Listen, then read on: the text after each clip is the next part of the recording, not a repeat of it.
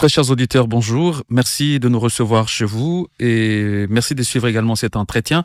Monsieur Bruno Lemarquis, bonjour. Bonjour et bonjour à tous les auditeurs de Radio Okapi. Très heureux, nous vous recevons aujourd'hui. Pourriez-vous nous faire un bref aperçu de la situation humanitaire dans la partie est de la République démocratique du Congo de manière particulière et en RDC de manière générale, tout en tenant en compte les principaux défis et les opportunités qui s'offrent à nous?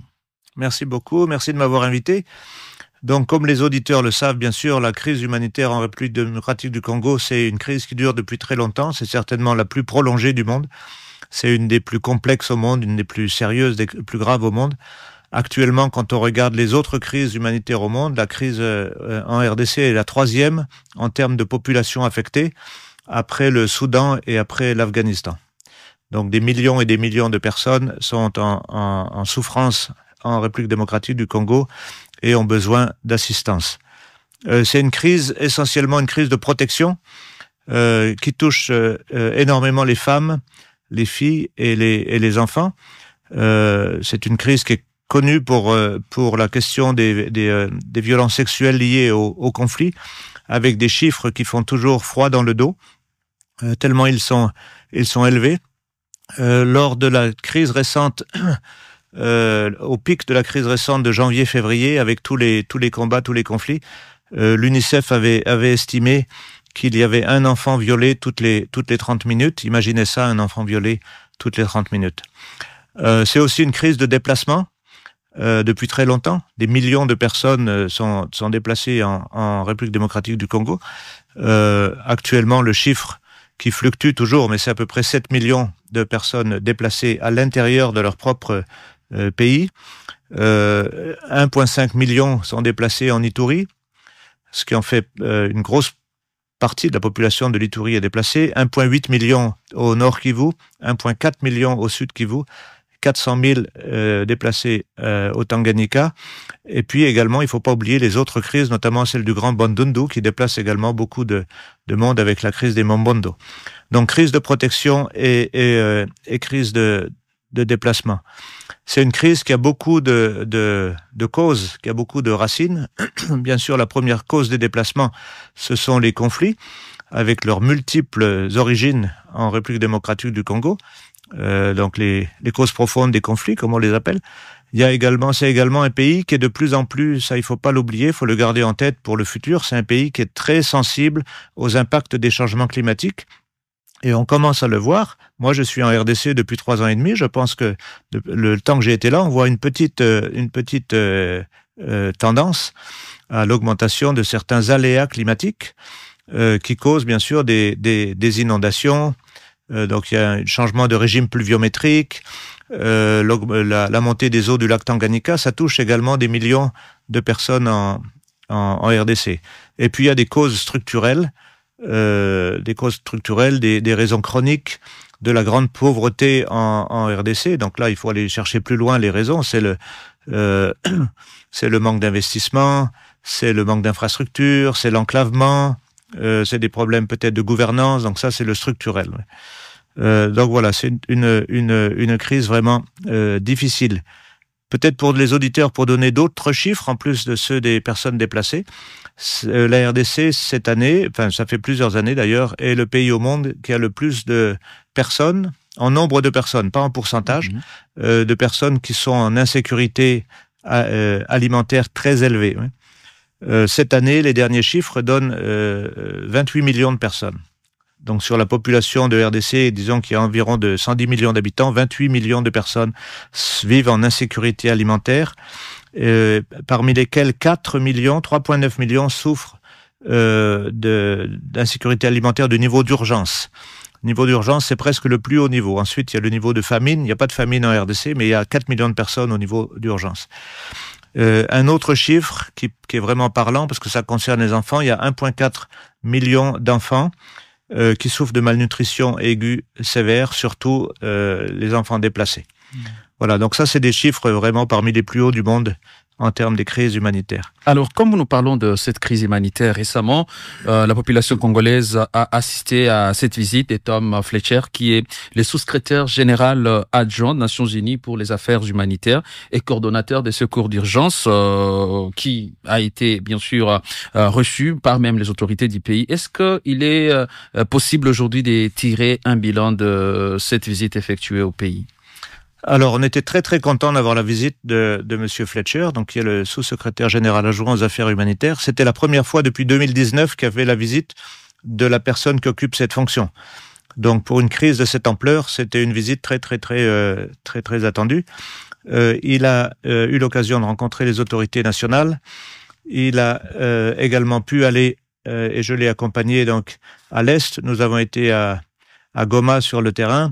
Nous avons fait des visites de terrain à Minova, donc au sud Kivu, à Sacha et à Nyiragongo, avec des interactions directes avec des communautés affectées par les conflits, et notamment des retournées, puisque comme vous le savez, le grand changement dans suite aux événements de janvier-février au nord Kivu et au sud Kivu, c'est le retour des personnes déplacées internes, surtout disons le million de personnes qui étaient autour de Goma, des personnes qui sont rentrées chez elles soit de manière volontaire, soit de manière forcée. Il y a eu beaucoup de retours forcés également.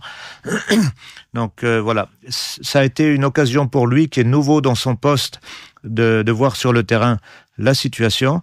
Cette visite s'est passée à un moment très particulier en ce qui concerne au niveau global, du fait de la crise financière mondiale par rapport au financement humanitaire, du fait de coupures budgétaires par certains États membres, certains donateurs, notamment les États-Unis d'Amérique. Pour que les auditeurs sachent, pour les USA, la RDC en 2024 était le premier programme humanitaire au monde avec 920 millions de dollars. Et du fait des coupures budgétaires, ça a un impact terrible sur les partenaires humanitaires. La RDC était également le pays le plus dépendant au monde de cette aide américaine. Donc l'impact est vraiment massif sur les partenaires, que ce soit les ONG locales, les ONG congolaises, les ONG internationales, les agences des Nations Unies. Nous ne sommes plus actuellement en mesure de répondre à tous les besoins. Nous ne l'étions pas déjà, mais encore moins.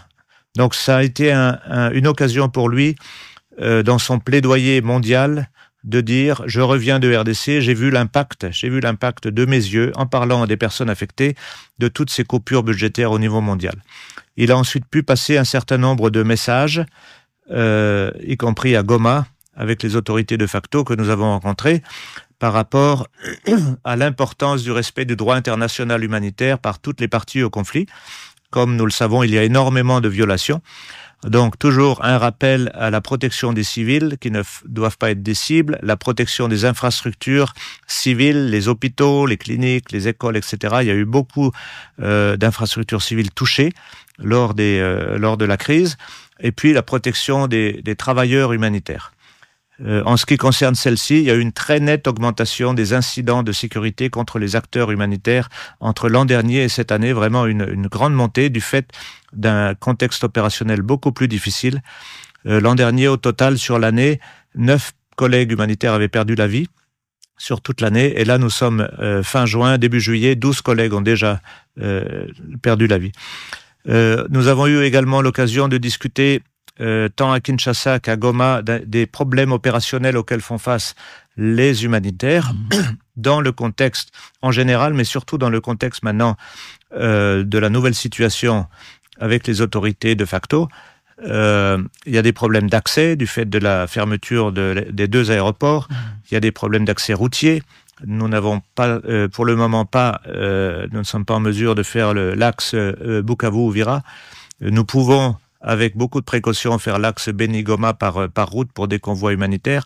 Il y a la question de l'accès aux liquidités qui frappe la population dans les zones occupées, mais également tous les partenaires, donc du fait du non-fonctionnement du système bancaire.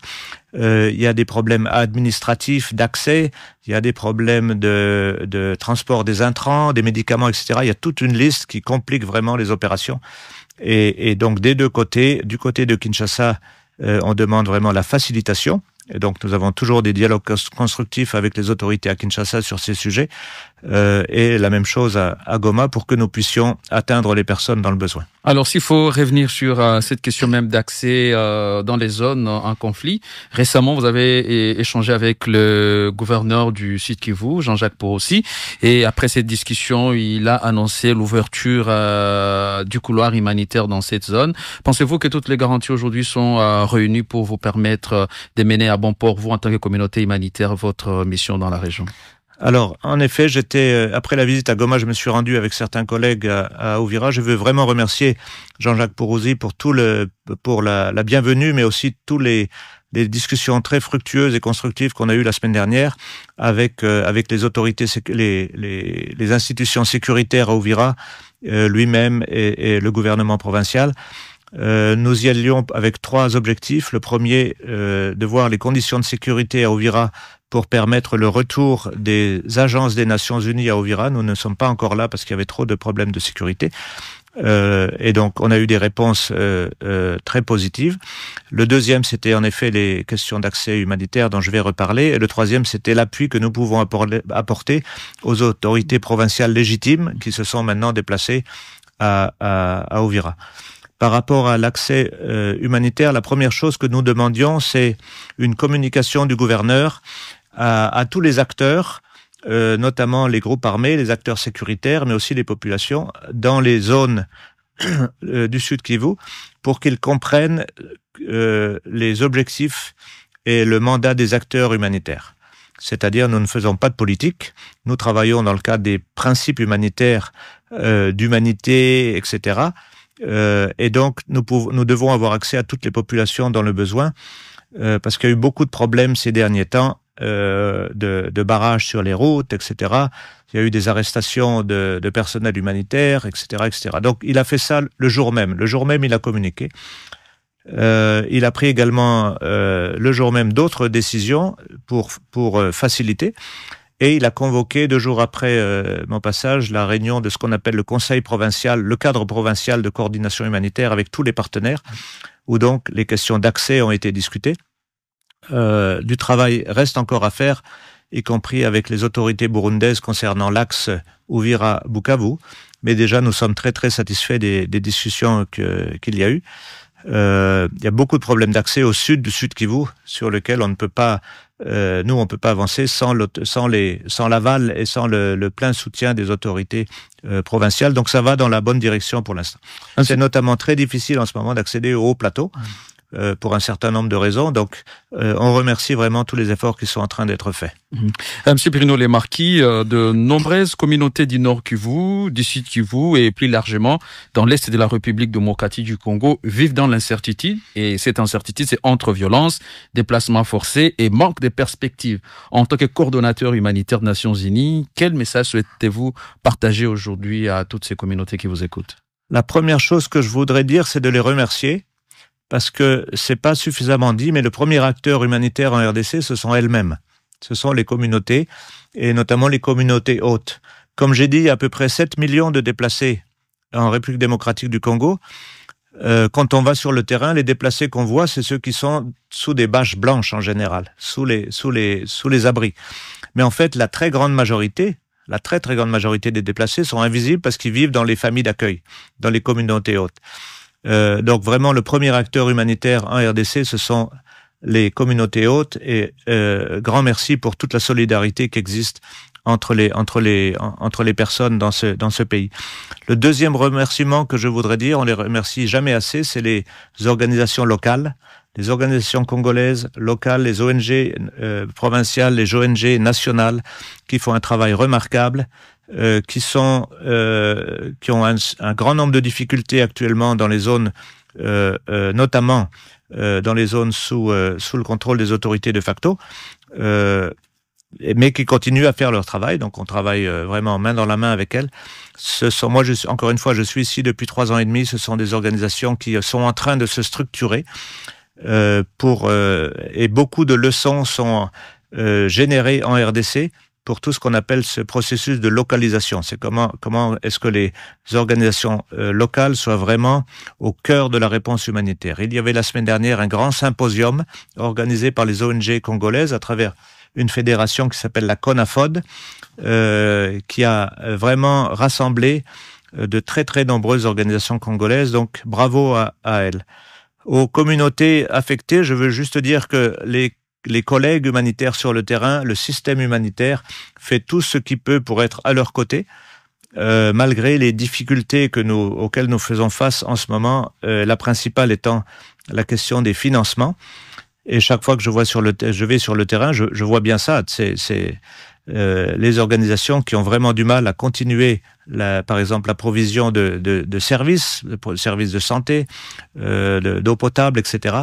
Mais on reste vraiment absolument mobilisé pour apporter l'assistance humanitaire aux communautés les plus affectées.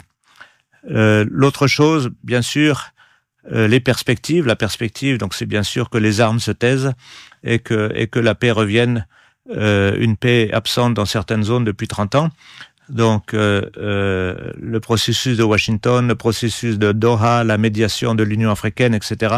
Évidemment, les humanitaires, comme tout le monde, espèrent que ça va porter des fruits, puisque la meilleure façon de réduire les besoins humanitaires, c'est que les armes se taisent, que la paix revienne, que les gens puissent retourner dans leurs champs et les enfants dans leurs écoles. Donc ça, c'est vraiment... nous appuyons de toutes nos forces ces processus pour qu'ils puissent porter des fruits, pour que la crise humanitaire en RDC diminue puis cesse. Bruno Lemarquis, coordonnateur de l'action humanitaire en République démocratique du Congo, nous disons merci. Merci beaucoup et merci à tous les auditeurs de Radio Okapi.